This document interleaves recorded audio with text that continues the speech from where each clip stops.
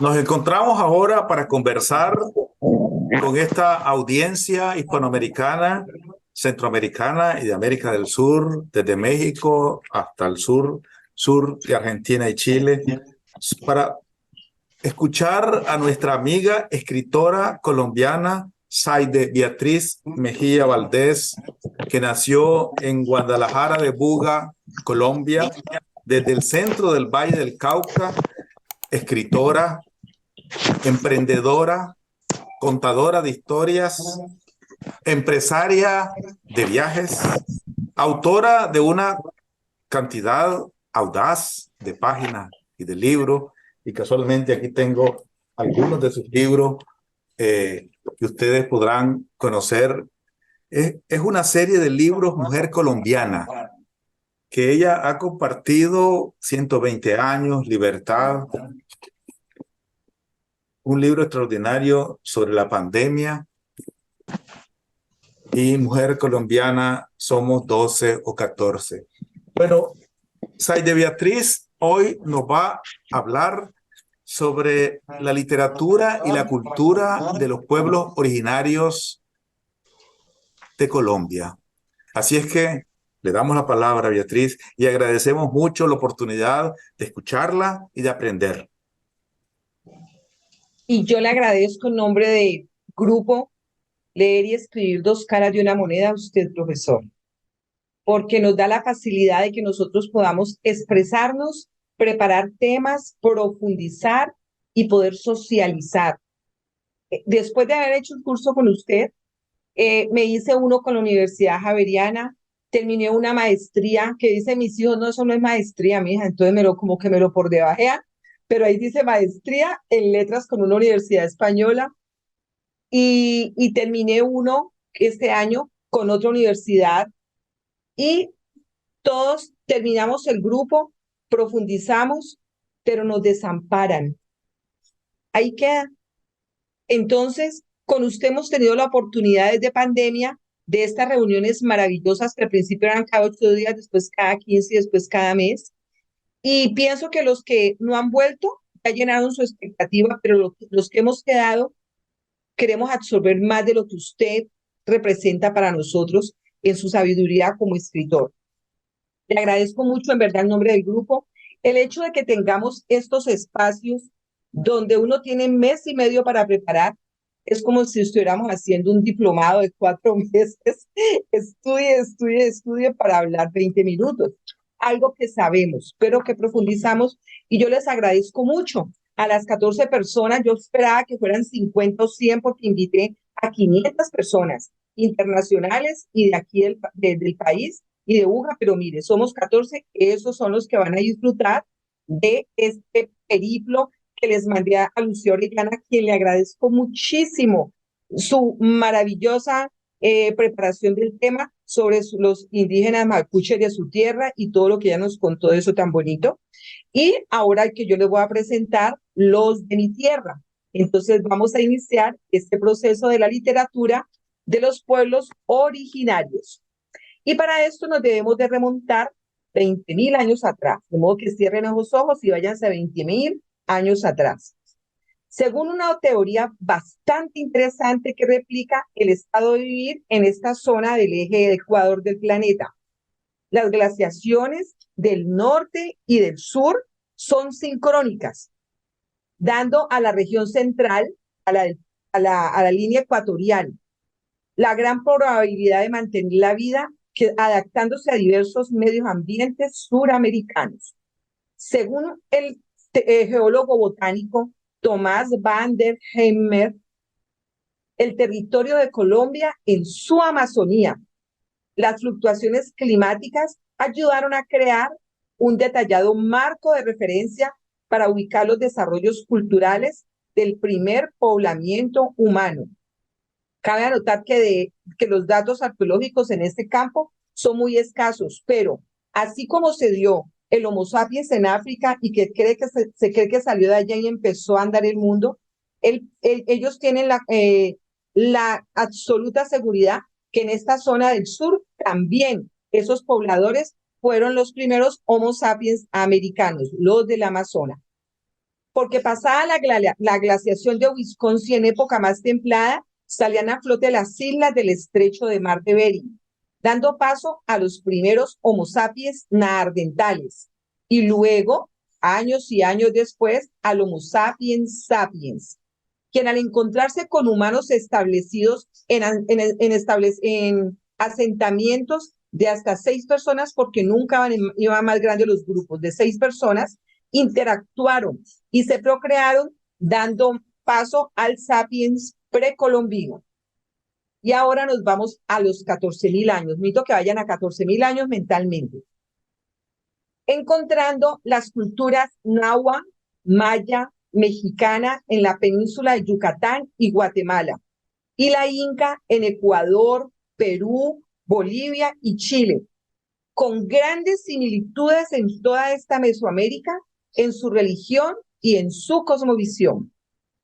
La mexicana y la maya han proporcionado la literatura más antigua. En esto solamente es Homero, porque ya eso le toca a Aurorita contarnos dentro de un mes, el 1 de diciembre, Dios mediante. Y mejor conocida en las Américas, registradas en los sistemas de escritura precolombina.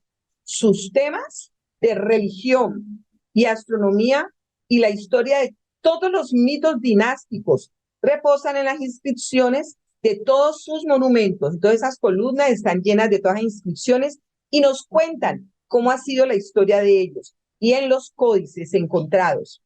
En la actualidad existen 4 códices, que son los que están en Dresde, el que está en Madrid, el que está en París y el que está en México. Estos están representados en estos formatos, en tiras, en biombitos, que son como los abanicos, en biombos, en rollos, en lienzos y en hoja. Ellos fabricaban su propio papel y ese papel vegetal se llamaba agar-agar. Hoy en día es utilizado por los estudiantes de artes visuales y de artes, y ellos fabrican ese papel de esa textura vegetal. Las poblaciones se interconectaban por la recolección de su hábitat. Iban y venían con bastante frecuencia. En los intercambios comerciales, comerciando sus artefactos líticos. ¿Qué son los artefactos líticos? Las puntas de las lanzas, que ellos mismos las hacían con piedra, y eso eran como los arpones de hoy en día para cazar los peces o para desmembrar los animales cuando ellos eran cazados. Eso se comercializaban, siendo todas estas personas testigos presenciales en las fiestas populares, en los festejos ceremoniales, en las representaciones de su folclore y en los cambios de mando de sus asentamientos y en cada asentamiento, y los temas que todos en Mesoamérica trataban eran los siguientes. El primero, la historia. Cada cultura tiene un vínculo en común, un relato relacionado con la procedencia de las tribus o pueblos.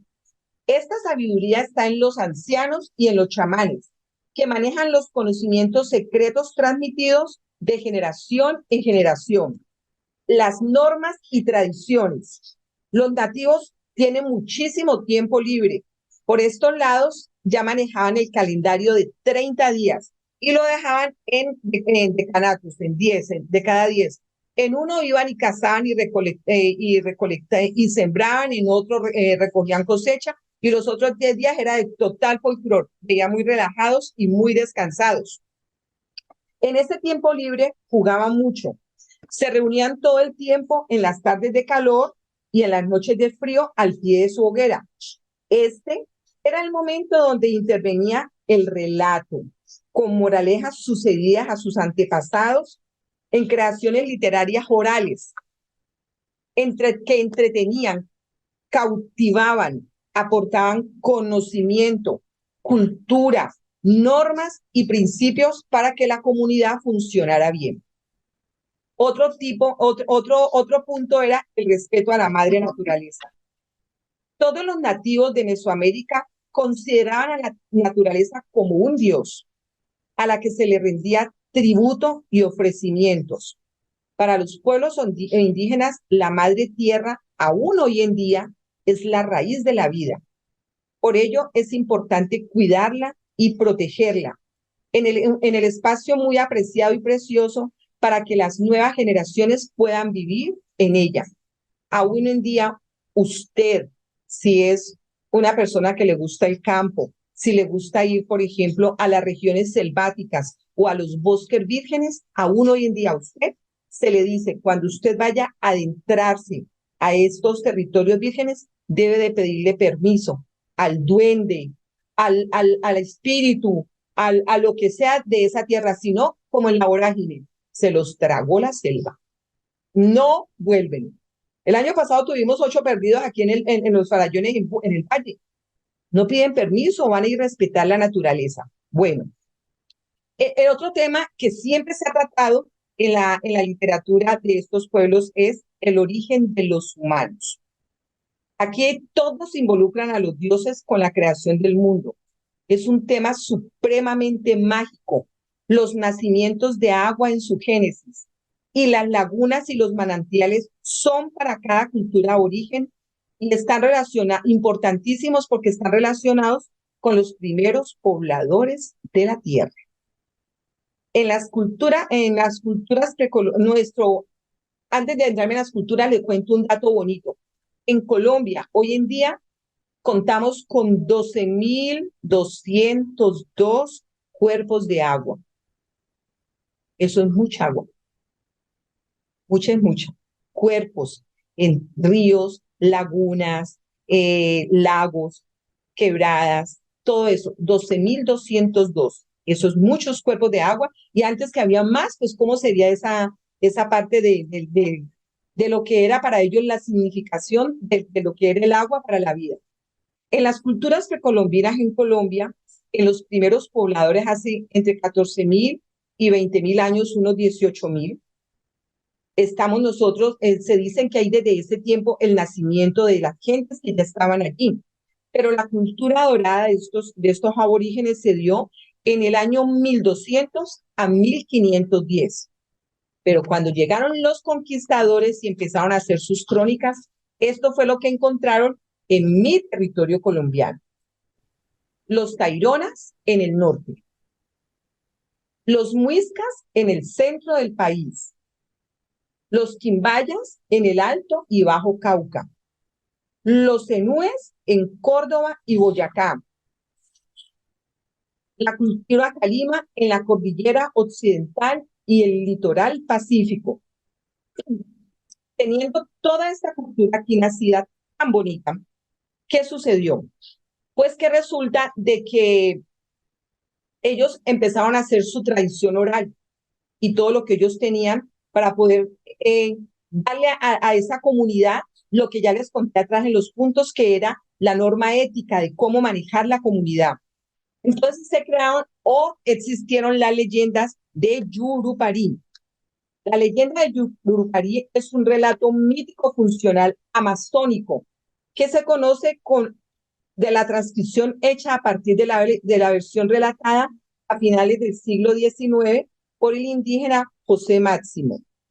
Aquí hay una figura de una mujer que ustedes saben que me fascina mucho visibilizar la mujer y se llama Zeusi. Ella nació de la tierra, creció hasta la edad de los primeros amores tan pura como la estrella de la mañana. Pero un día comió de la fruta prohibida y todo el pueblo se dio cuenta y eso no era bueno. 10 lunas después dio a luz un robusto niño que superaba en belleza a su madre. Él se parecía al sol. Los teunias, apenas supieron del nacimiento del niño, lo proclamaron jefe y le dieron el pomposo nombre de Yurupari, es decir, engendrado de la fruta. Ese relato de Yurupari es hermoso porque en ese tiempo los animales y las frutas hablaban. Entonces el relato combina aves y otros animales que emparentan con los humanos. También del Amazonas está el mito de Yuché. La explicación es un mito del pueblo indígena ticuna. Yo estaba allá 2 veces donde los ticunas, eso es genial. Después les cuento algo con los ticunas. Explican que de su creación en la cual los primeros hombres, es decir, un hombre y una mujer, surgen de la rodilla de Chuché, o sea, pues de que Chuché era un gigante inmenso, por poder que de la rodilla de él salieran los primeros hombres, eso era un gigante, que después de que él empezó a notar que se estaba poniendo viejo, y su mujer también, y empezó a sentir como una tristeza, y se fue a caminar por la selva, y viniendo de la selva, sintió que algo le chuzó la rodilla.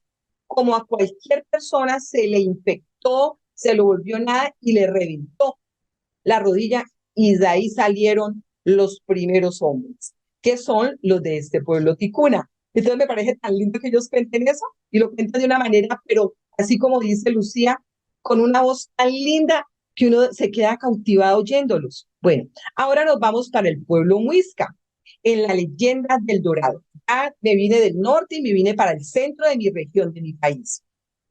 Y hablamos de la ceremonia de la laguna de Guatavita. Guatavita es un pueblo que está a 2.668 metros sobre el nivel del mar. Es altísimo. Y esta laguna tiene 20 hectáreas de superficie. Es un espejo magníficamente bello, importante entre las comunidades. La leyenda cuenta que cada que había un cambio de cacique, se realiza una ceremonia de investidura muy fastuosa, en donde el nuevo ungido se transportaba con sus hombres más prestantes hacia el centro de la laguna, con todo su cuerpo cubierto de polvo de oro y vasijas llenas del mismo metal, que eran ofrecidas al dios de la laguna. Luego, el nuevo Zipa se sumergía en las heladas aguas. Este gran ritual era presenciado por la comunidad y sus vecinos, que igual que donde Lucía Orellana, aquí somos nosotros y los otros. Los vecinos eran los otros, quienes se encargaban de contar como una gran historia lo que sus ojos estaban presenciando. Pero eso no se quedó allí con ellos, más tarde los cuentos. Luego sigue de esta laguna de Guatavita el mito de Bachué. Esa es en una laguna que se llama Iguaque. Está a 3.800 metros sobre el nivel del mar y con una superficie de 6.750 metros. Relata la creación donde Chiminguagua, el ser supremo, una divinidad bondadosa, era la única luz que existía cuando todo era de noche. Me encanta ese Génesis, vamos ya en el tercer día de la creación, según ellos. De esta agua nació Bachué, que es una mujer muy importante en esta región, quien emergió en compañía de un niño de unos 3 años. Cuando éste crece, ellos se emparejan, convirtiéndose ella en la madre de los muiscas, creadora de la humanidad. El pueblo crece mucho, mucho, mucho y pasaron mucho tiempo y tuvo un desarrollo muy humano, extendiéndose en muchas oportunidades en maldad y magia que no aceptaron los dioses, quienes crearon un magnífico diluvio que acabó con las poblaciones, colocando en sufrimiento a los nativos. Ha parecido, ¿no? A lo que ya sabemos. Entonces viene el mito de Bochica.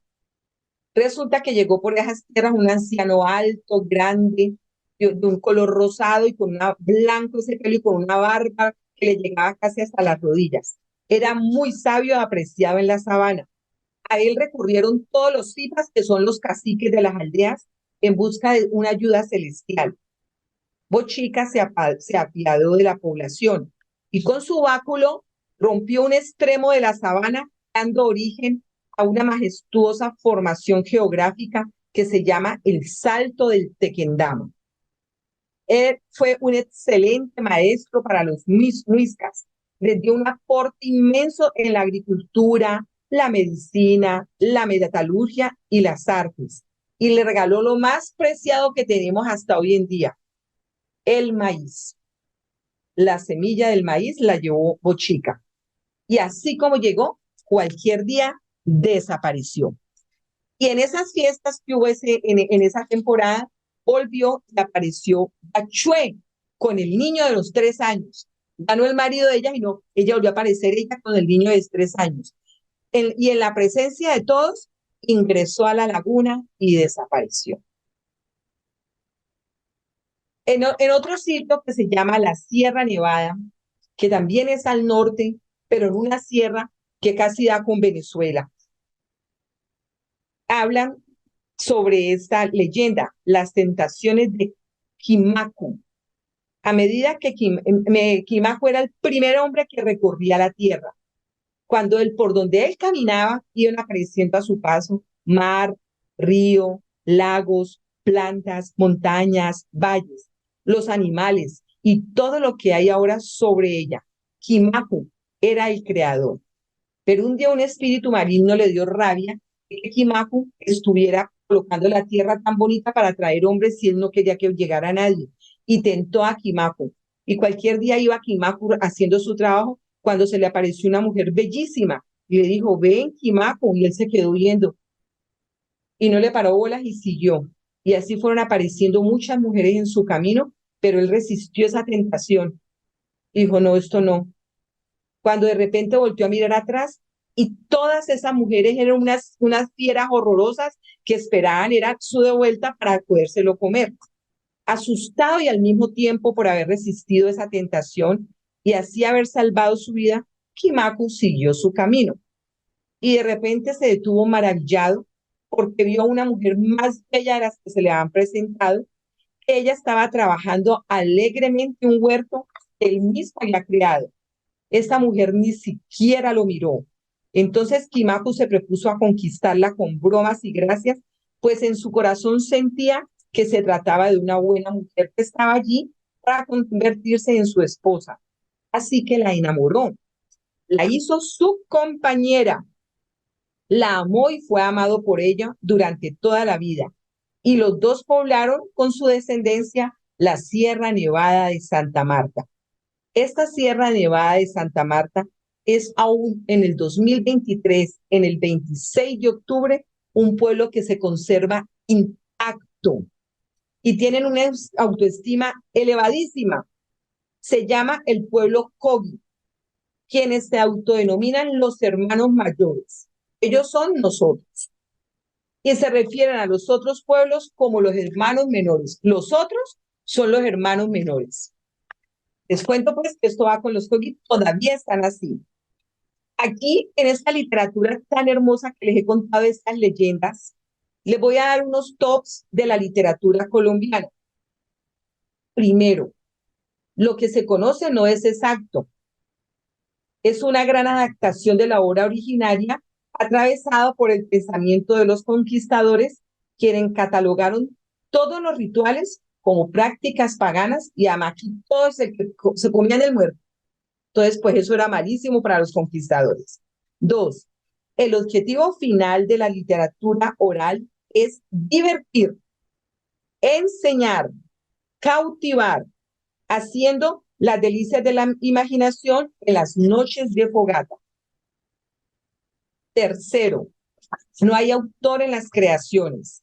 Esta tradición oral venía de las generaciones, siendo el patrimonio cultural de las tribus y este conocimiento que preservan los adultos tendría como depósito el envase de la memoria en los niños, quienes serían los transmisores de esta enseñanza a las siguientes generaciones. Cuarto, las expresiones más frecuentes fueron el mito, que era la narración ideal que brinda explicaciones a todas las preguntas, y la leyenda, para entender, generar emociones y educar con moral y didáctica, narrando un hecho real, pero enriquecido con la imaginación, el folclore y la búsqueda de valores para los pueblos. Quinto, era todo oral, sin autores. De ahí la importancia de la presencialidad en el momento directo y posterior para difundirlo. Esta difusión oral trajo como consecuencia que la leyenda del Dorado despertara el mito de Guatavita y que esta fuera considerada como un pueblo de oro y despertara grandes avaricias sobre la zona. Ustedes se pueden imaginar que los otros, los visitantes, que quienes eran, los que iban, los que intercambiaban las mercancías, los que las vendían, los silleteros, lo que manejamos hoy que se llaman arrieros, iban y resulta que en Guatavita habían esas fiestas y esas ferias que me imagino que habrá sido toda la vida, y ellos iban y contaban, y fueron y contaban a todos los demás pueblos que allá bañaban a un hombre con oro, y que esa laguna tiraba en el oro, y que esas mujeres tenían un mundo de oro, y que las parejas eran hasta de oro. Cuando llegaron allá a su tierra, profesora León, y los conquistadores, que era la tercera ciudad León que creaban en América, y les contaron, ellos pensaban que han llegado a las Indias y necesitaban el país de la canela, que era lo que estaban buscando. Y van y les cuentan que acá, si tenían allá en Nicaragua zarcillos y lo de aquí pecheras de oro, y resulta que al pueblo las paredes eran de oro según lo que contaban. Sí, claro, se abrió la ambición y se abrió la guerra, el suplicio, la angustia, porque se necesitaba ese oro. Entonces, miren lo que hace la presencialidad en el momento directo y posterior para difundirlo.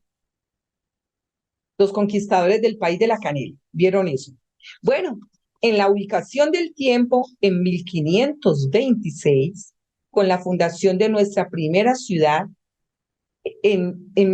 la que se llama Santa Marta, se supone el fin de la literatura exclusivamente oral y se permea con la duradera escritura. Hasta aquí he llegado al final de lo que es el relato precolombino en el país que se supone que era de la canela, en el territorio de la canela. Pero como Zaide Beatriz habla de mujer y visibiliza, yo tengo que hablar un poquitico más porque le pido el permiso a la audiencia y el permiso a los precolombinos porque tengo que hablar de las mujeres indígenas importantísimas de esa época. Nosotros tenemos que en la conquista encontraron, cuando llegó Belalcázar, que salió de León y cogieron todo el mar Pacífico y llegaron al Perú, lo que más les impactó a los conquistadores es que las mujeres eran cacicas. Eso les impactó muchísimo, que había mujeres que manejaban sus pueblos. Encontraron cacicazgos matriarcales, donde la equidad de los hombres y las mujeres estaban a la par. Ellas cazaban, acudían de hombro a hombro a las furuscas y a las guerras. Y resulta de que ya, como venían buscando el pueblo del oro, que era Guatavita, llegaron por el Magdalena y llegaron a una población que se llama Timaná. Ya esa la habían dado a los encomenderos. Resulta de que cogió y reunieron a todos los caciques, pero había una cacique y ella no fue invitada, que mandara al hijo que tenía 14 años. Y ella no quiso mandar, ella se llama la cacica La Gaitana, pero su nombre es Guaytipán. Eso sucedió por allá en 1538 en un pueblo llamado Timaná. Entonces ella no mandó a nadie porque su muchachito tenía entre 14 y 16 años.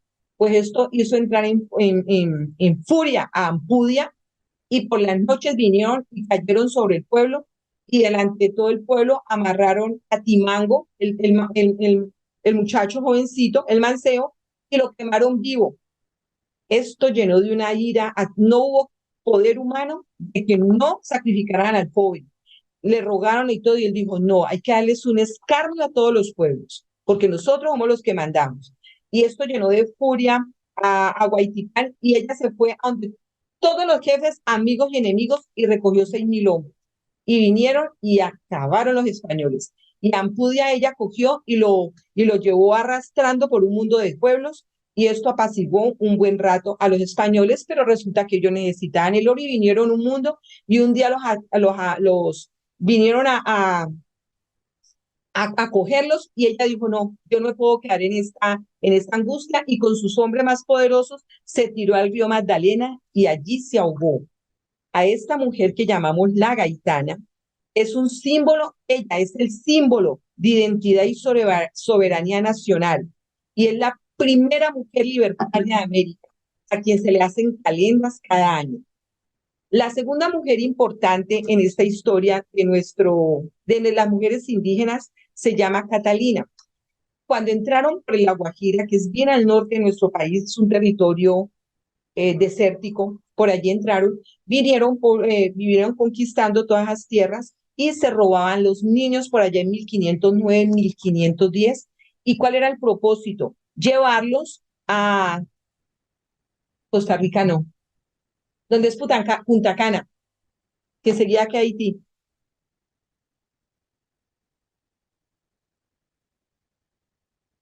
Santo Domingo, República Dominicana. A Santo Domingo, a República Dominicana. Se llevaban los niños, se los robaban, porque ellos necesitaban esclavos y venían y se robaban los niños para las plantaciones que empezaron a realizar allá, que era de la caña de azúcar. Ahí fue cuando en 1520 empezaron a traer las negritudes esclavas, porque los indios no les sirvieron. ¿Por qué? Porque resulta que Isabel la Católica, que era portuguesa, no estaba su marido por algún motivo y ella era la que regentaba ese reino y mandó a decir que a los indígenas no los podían tener de esclavos porque eran los dueños de la tierra.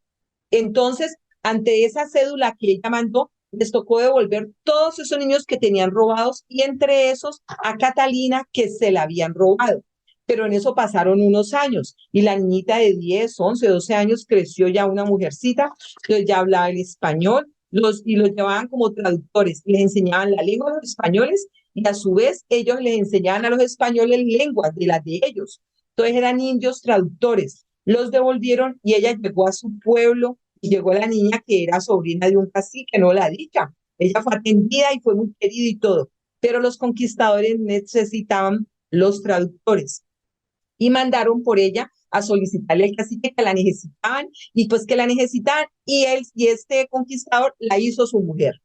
Entonces ya ella cogió un estatus. Fue de las primeras que se casaron en ese territorio con un español. Resulta de que detrás de eso venía la conquista y decían que ella sabía que estaba cambiando los espejos por oro. Cuando un pueblo que querían someter, ella era la encargada de ir a hablar. Si el pueblo no se sometía, era arrasado.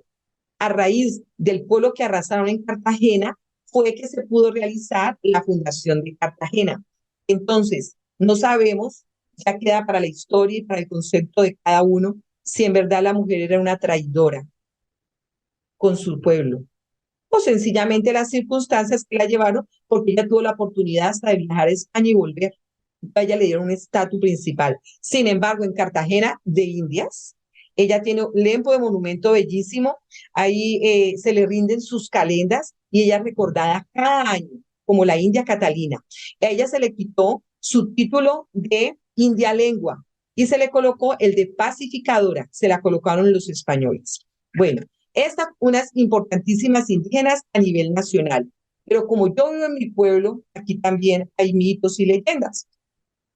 Yo vivo en una zona, o los que estamos aquí, la mayoría vivimos en una zona que es el valle del río Cauca. Y tenemos dos cordilleras. Esto es totalmente bello donde nosotros vinimos. Tenemos la cordillera occidental, que ella da la parte de Sotavento para el mar Pacífico y es selva. Y tenemos la central, que es muy cultivable, que es donde venían los muiscas. De los muiscas vienen los pijaos, de los pijaos vienen los quinonos, y de los quinonos vienen los bugas, que es a lo que yo pertenezco. Cuando llegó el Alcázar a la garganta del norte, el territorio estaba totalmente anegado porque había creciente del río Cauca y él dice que vio el paisaje más bello que pudo haber visto en toda su vida. Y lo atravesó, pero cuando lo atravesaron, vieron que en los caminos, que es la misma ruta de la carretera cero, desde que empieza Colombia hasta Tierra del Fuego, es la misma ruta porque eran los caminos de los indígenas que se aprovecharon porque eran los territorios menos anegables y todo. Que vieron dos cosas, de que era una tierra tan bella y tan rica en frutas que ellos necesitaban llevar comida porque los animalitos pasaban y los árboles eran llenos de frutas. Entonces él vino y se casó con las hijas del cacique Jumbo y las desperdigó por todo el Valle del Cauca porque él se apropió de este valle. Pero en Buga era una localidad, era una aldeíta que la habían ya fundado por allá en 1550. Resulta que la Virgen de Guadalupe apareció como en 1531, 1533. Y a raíz de la Virgen de Guadalupe, que les funcionó muy bien, de la aparición, aparecieron en todos los pueblos de América un santo de estos, una aparición de una divinidad.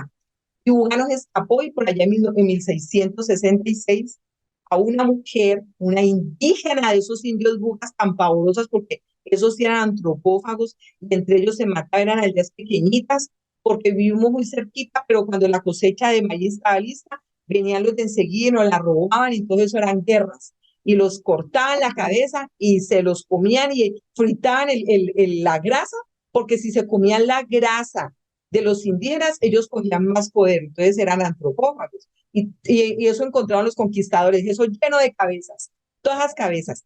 Entonces, resulta de que a un hombre le iban a meter a la cárcel y la indígena, que era una lavandera, tenía un ahorro y ella pagó pagó para que no se llevaran al hombre a la cárcel.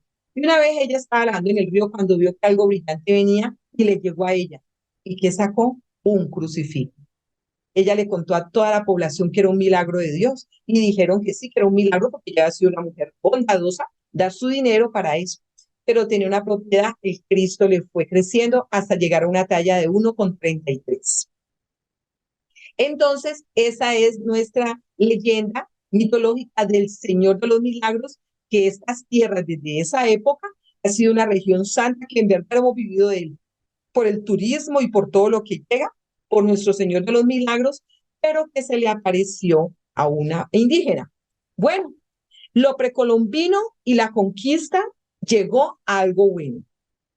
Lo que fue la desdicha, el agobio y la felicidad promovieron entre los indígenas y los españoles el romance, la familia y aldeas que unidos formamos nación, porque aquí, en esta historia y en estas leyendas precolombinas, y en las historias que tenemos hasta hoy, aquí el oro de Guatavita y las paredes de Guatavita somos nosotras las mujeres.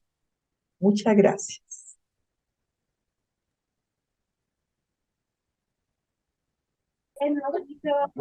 Bueno, tienen la palabra ustedes, a ver si quieren comentar algo o preguntar algo a nuestra amiga Zaide, que nos ha hecho una explicación extraordinaria desde los mitos y leyendas, desde la cultura, desde la cosmovisión de los pueblos originarios de Colombia. Tienen la palabra ustedes si quieren preguntar o comentar algo. ¿Puedo? Yo primero felicitar a Zaide. Estoy sorprendida, maravillada por lo que tú nos has comentado en este minuto. Transité contigo todo el territorio, viajé contigo ahí en todos esos lugares y me preocupó algo de esta leyenda de Yurupari.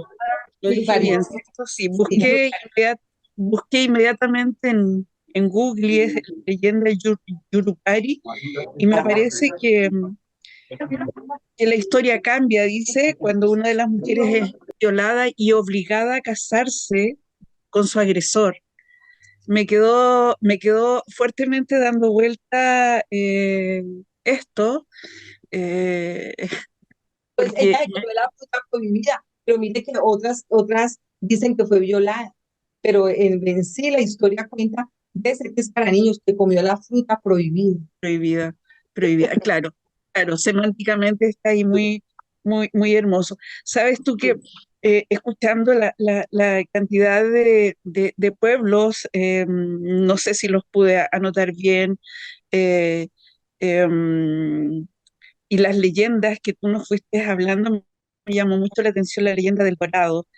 Y sabes que quería comentarte que acá en mi país también hay una Sierra Nevada, pero no la Sierra Nevada de Santa Marta, es una Sierra Nevada que está muy cerca de Lonquimay, cerca de Curacautín, un villorrio pequeño. Me comprometí a mí mismo a buscar las tentaciones de Kimaku. Quiero leer aquello, quiero saber un poco más. Y de ese pueblo Coj, dijiste, pueblo Cogi, los Cogi, Cogi, sí, Cogi, los Cogi. Hoy, al 26 de octubre, están intactos, qué intactos, maravilla. intactos. Con todo el respeto a los ancestros indígenas y a las creencias, pero nuestros presidentes, los últimos 3 o 4 presidentes, cuando ganan, se van para donde ellos y los alcaldes y todo, se van para donde ellos a que lo recen. ¿Será por eso que estamos como estamos? ¿Sabes tú que otra de las cosas que me gustó mucho y que pusiste acento y que tiene que ver con este respeto hacia la tierra, lo que nosotros acá denominamos la Mapu, ¿no? Sí. Em, y por cierto que el permiso que hay que pedir para eso es sagrado, sagrado, sobre todo si cortas una hojita de un árbol, pedir permiso de una hierba aromática, pedir permiso, creo que eso es bueno. Y me gustó también que hablaste algo sobre los otros nuevos, como lo que acuñamos la vez anterior.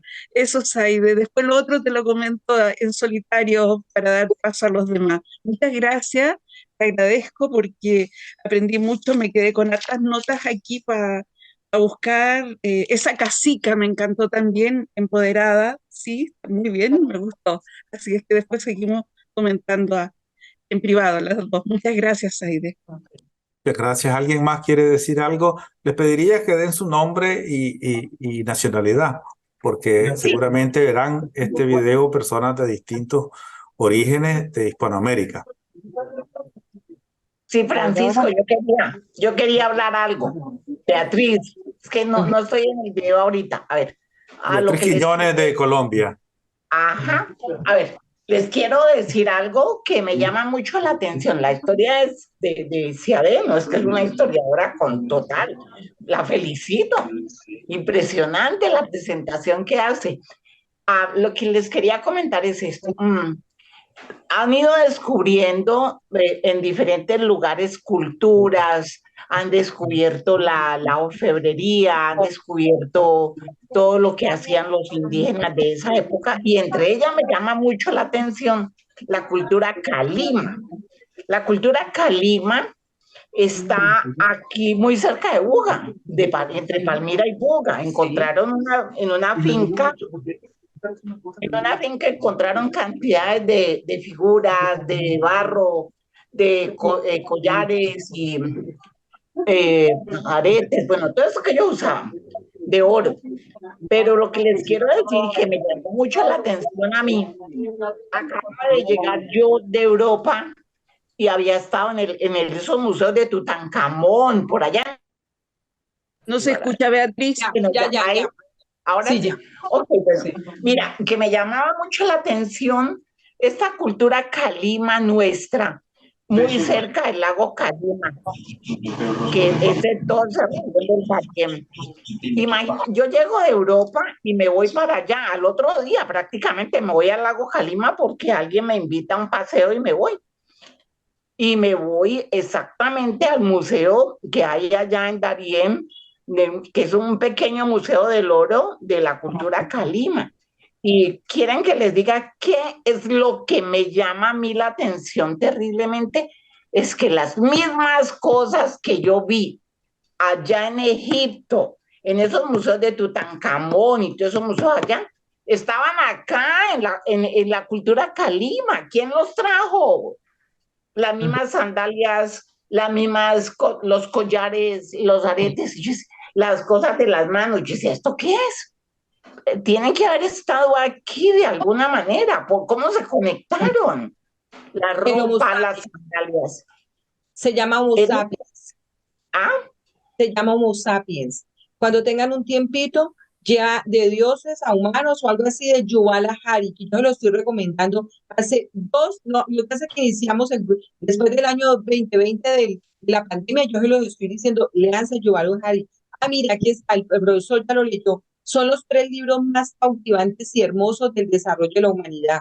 Yo, para poder que ustedes sepan cómo ha caminado el Homo sapiens, lo que le está pasando a los venezolanos ahora en su éxodo. Si ustedes observan los venezolanos, qué gente tan linda la que los vemos en las calles, en los semáforos, vendiendo cualquier cosa. Son gente que tiene la nariz perfecta, no necesita operación, los dientes son perfectos, la piel es perfecta, son lindísimos. ¿Por qué? Porque ese pueblo se pasó 50 años Lindísimos. pavimentando los ríos porque tenían tanto dinero, pero además de que pavimentaban los ríos, comían muy bien para que la vida los pusieran a lo que están, Homo sapiens, recorriendo el mundo. De ahí van a nacer nuestros nietos y nuestros bisnietos. Entonces, para que sepamos, lean a Yuval Harari, léanlo y verá que ahí entiende usted por qué allá tienen lo mismo que tenemos acá. Y te llama la atención, tremendamente, te llama la atención. Dices, ¿a qué hora vinieron? ¿No? Eso es. ¿Qué más va a hablar? Aurora tenía levantada la mano, Aurora de México. Sí, muchas gracias. Pues a mí me gustó mucho lo que hizo Zaire y estoy viendo, bueno, la importancia de las leyendas y de los mitos. La verdad, yo no conozco mucho sobre eso, voy a investigar y me gusta mucho lo que habla también acerca de Catalina, porque le estoy viendo mucho parecido a la Malinche. Y ya hablaremos en la próxima, todo lo que aquí se dice controversialmente de la vida de la Malinche. Va a estar muy interesante para que podamos comparar lo que se dice de una, lo que se dice de la otra. Me gustó bastante, me hace conocer más el mundo, la humanidad y bueno, también el papel de la mujer indígena, como lo presenta Zaide. Igualmente la cuestión de la divinidad, menciona ella a la Virgen de Guadalupe, que también aquí pues hay una devoción muy importante, Guadalupe, que ya lo hablaremos para la próxima reunión. Pues muchas gracias, Aide, yo te agradezco muchísimo. Me ayuda tanto lo que ha dicho Lucía como lo que ha dicho Zaide para agarrar enjundia, diríamos aquí, y poder también presentarles un trabajo que contribuya a que redondeemos algo y por supuesto que con la ayuda de Francisco sacaremos mucho provecho de esto. Una duda que me queda es en relación a los códices. Mencionas, Zaide, también los códices. ¿Esos códices son elaborados por los antiguos de allá o serán los mismos de los que... No, por los del profesor. Los de ¿Cómo? Le toca al profesor darnos esa clase. Los códices son del profesor. Bueno, los códices en esencia son documentos sobre piedra o diferentes materiales de los pueblos mayas y que se lo llevaron los conquistadores y que se encuentran hoy en museos europeos, ¿verdad? En Francia, en Italia. Sí, pero el profesor nos habla de eso, de los indígenas de... Perfecto. Sí, porque parece que aquí yo he estado trabajando algo sobre eso y bueno, habla específicamente de códices hechos por los mexicas, por los olmecas. Entonces yo preguntaba, bueno, allá también los de los grupos que nos hablaban tienen códices específicos hechos allá. Aurora, aquí en Colombia no. Aquí en Colombia no. Bueno. Ya no hay nada escrito sobre eso. Es oral. Perfecto. Ajá. Bueno, pues muchas gracias, Aide, y muchas gracias a todos. Yo les agradezco muchísimo. Yo estoy muy cerca del Museo de Antropología y he estado sacando algunas imágenes que pienso mandarle a Francisco para nuestra próxima reunión. Muchas gracias, Aide, te felicito. Saludos a todos. Muchas gracias. ¿Alguien más? ¿Alguien más quiere decir algo, preguntar o comentar? Aquí tenemos a un amigo, Francisco Niño, es funcionario diplomático de la Embajada de Colombia en Nicaragua y quería hacer algún comentario sobre su compatriota. Claro que sí, muy buenas noches a todos y todas, doctor Bautista, gracias por la invitación. Zaide, muy orgullosos de ti, eres una escritora muy querida y de las pocas que se han tomado el trabajo de hacer y de escribir parte de estos relatos tan fantásticos, tan bonitos y que de verdad nos definen como sociedad. Entonces, muchas gracias primero y por representar y poner el nombre de Colombia muy en alto. Tengo una pregunta y es, Saide, ¿de qué manera durante tus viajes, tus experiencias con estas poblaciones indígenas, con estas poblaciones originarias, eh, has sentido, o si es que fue así, sentiste, eh, o de qué manera el conflicto armado o la violencia ha influido en esta construcción de los relatos? Sería muy interesante escuchar esto si de pronto tienes eh, alguna, alguna cuestión que contar sobre este flagelo que nos ha afectado en Colombia pues, por muchísimos años. Y de nuevo, muchas gracias, doctor Bautista y Zaide. Aquí bienvenida cuando lo desee. Ay, muchísimas Gracias. gracias. Qué dicha. Y ver un compatriota allá, pues muy juicioso tú, en, en una embajada. Te felicito, ¿verdad que sí?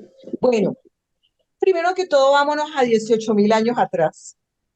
Y eso venimos a 14. Cuando venían los indios guacarí, se nos robaban el maíz en los indios buga.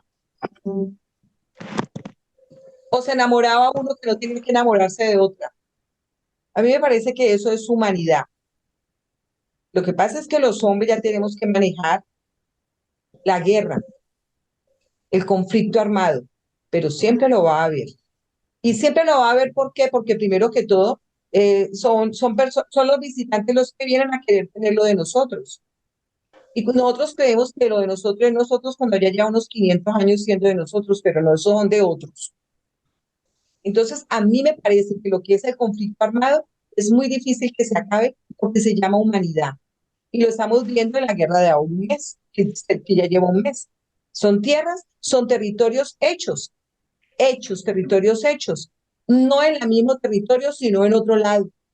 Y eso pasó con los españoles cuando vinieron acá y les dieron las encomiendas y les dieron las tierras a gente que son los dueños de las tierras.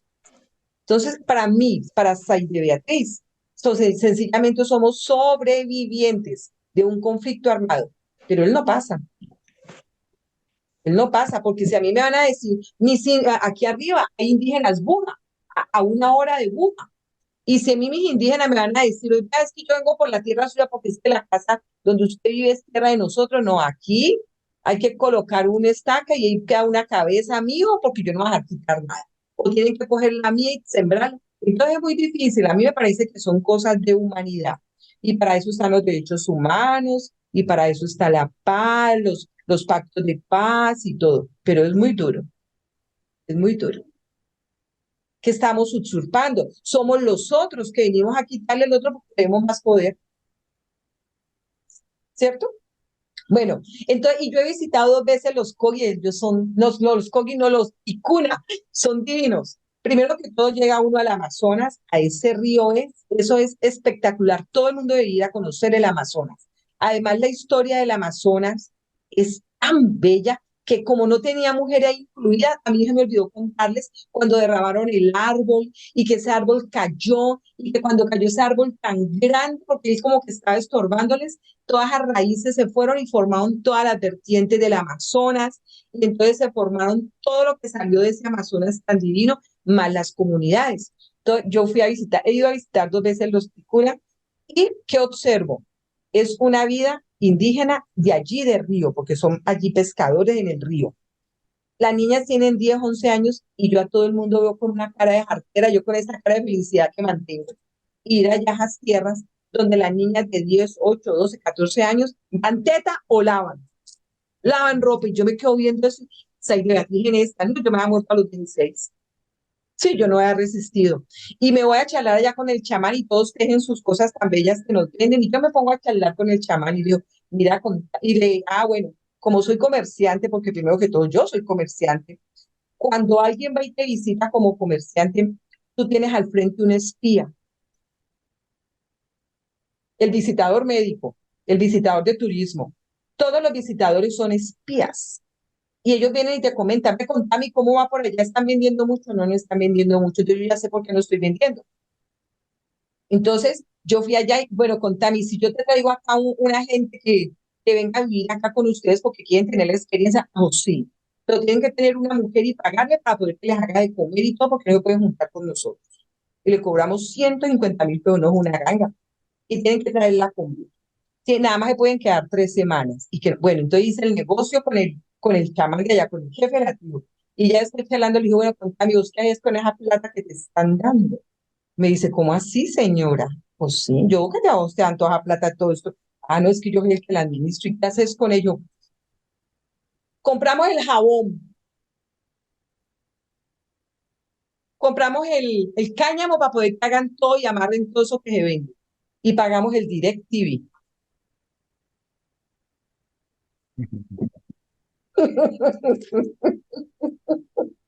Había un televisorcito con un DirecTV. Divino, ¿cierto? Divino. Me preguntó besarlo. Bueno, Bueno, en la parte occidental. ¿alguien más quiere opinar, preguntar a nuestra amiga Saide? Gracias, Francisco ¿Al- Niño. ¿Alguien más quiere preguntar, Gracias a usted. comentar? Bueno, No, como- eh, eh, me parece que Saide Beatriz ha mostrado su habilidad como contadora de historia, porque nos ha remontado a un pasado y nos ha trasladado a un presente desde la mitología, desde la cosmovisión, desde los mitos y leyendas de los pueblos originarios colombianos, y nos ha despertado curiosidades. Cuando uno cuenta historia, despierta curiosidades y despierta el interés de investigar, de averiguar lo que no sabemos y, como diría Darío, apenas sospechamos. Así es que, Saide, no sé si quisiera cerrar este conversatorio. Agradezco mucho tus comentarios y te felicito por esa extraordinaria manera de contar la historia y las anécdotas de la historia, que sin lugar a dudas nos abre los ojos y el interés de seguir buscando. Y agradezco también en nombre de los hispanoamericanos que seguramente verán este video y escucharán tus comentarios, esta valiosa contribución que ha hecho en este conversatorio. Así es que te invito a cerrar esta conversación del día de hoy con tus conclusiones finales. Muchas Bueno, gracias. a usted, profesor, muchas gracias y Dios le pague. El hecho de tener esta ventana abierta para que la gente, los iniciados en escribir un poquito y contar los inquietos, como todos los que estamos aquí, en escribir algo, en mostrar algo, en visibilizar la mujer como lo hago yo, pero no la mujer que queda en la casa nada más barriendo y trapeando, no, no. Esa de hacha y machete es la que a mí me gusta mostrar. El hecho de que podamos contar estas historias, que usted nos dé esa retroalimentación de cómo usted habla, de todo ese mundo de libros que tiene usted allí, que eso me imagino que cada uno le pondrán 100.000 pesos de sueldo a usted. Entonces, el hecho de haber realizado el taller Leer y Escribir hace ya 2 años, vamos para 3, ¿cierto? 2 años y medio, y que nosotros tengamos esta ventana abierta para socializar y contar y escribir e investigar y ir profundizando en lo que, porque lo que yo les conté hoy no es de envergadura de libros de así grandotes como los que yo le mandé del escritor eh, peruano, no de él, no. Esto es historia de cuarto, quinto de primaria que nos han cautivado desde pequeñitos y que la volvemos a profundizar en lo que era segundo o tercero bachillerato en historia, que hoy en día es séptimo, octavo de bachillerato aquí en Colombia. Esto es lo que yo les conté y para poderlo mostrar así de cautivante y de hermoso es porque ha habido un trabajo de, un, de una persona como usted sobre nosotros y que Lucía, que sabe tanto y que ama tanto su pueblo indígena de los mapuche, me lo transmitió a mí, porque como yo soy turca, mis abuelos son turcos, yo vine acá porque estaban re pobres por allá y los vinieron acá a traer y les vendieron tierra y todo eso. O sea que mi parte indígena es muy poquita, pero de verdad que yo quiero mucho a mis indígenas de acá. No sé dónde tendré el gen y el ADN, la parte indígena, pero para poder que yo me enamorara y los quisiera tanto y todo, debo de tenerlo allá en el ADN. Entonces, pues profesor, yo le agradezco mucho. habernos propuesto este tema. Son temas maravillosos que uno muestra desde la cosmobiología del ser interior, de lo que es de nuestra nación. Y quedé muy contenta, muy enamorada. Lo hice con amor para que a todos les gustara. Lo trabajé fuertemente, lo grabé, me lo vi 1000 veces. Y aquí está pues el trabajo propuesto por usted y que espero que todo les haya cautivado y que les voy a mandar lo que escribí para que sepan de qué escribí, que en verdad vayan, es tan fácil hoy en día con YouTube y que le vayan contando uno las historias o buscarlas y leerlas en nuestras bibliotecas. Dios les pague por habernos, a las 16 personas que estuvieron, gracias por la compañía. Y bueno, y a los demás se les enviará el video para poder que, yo mandé mucho al de Lucía, los mandé a todos, los mandé a 500 personas. Lo mandé para poder que ellos supieran de qué íbamos a hablar. Después mando el mío para poder, ya que ya le hemos abierto a Aurora la vía de 6 vías, la autopista de 6 vías. Bueno, muchas gracias. Un aplauso, Zaide. Muchas gracias a todos ustedes. Gracias. Y esperamos que disfruten esta extraordinaria ponencia que nos ha compartido desde Colombia, Zaide Beatriz Mejía. Muchas gracias.